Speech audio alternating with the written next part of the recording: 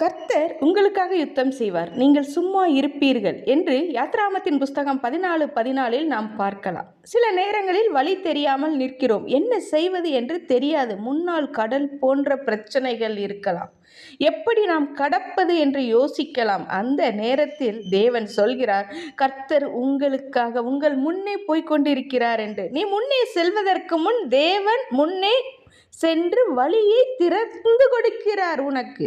நீ யுத்தம் செய்ய வேண்டியதில்லை, நீ கவலை சுமக்க வேண்டியதில்லை. தேவன் உன் முன்னே சென்று உனக்காக செயல்படுகிறார்.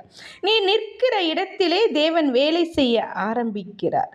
கர்த்தாவே, வழி தெரியாமல் நிற்கிற உமது பிள்ளைகளுக்கு இன்று நீர் வழியை ஆயத்தம் பண்ணி கொண்டிருக்கிற தயவிற்காக நன்றி சுவாமி.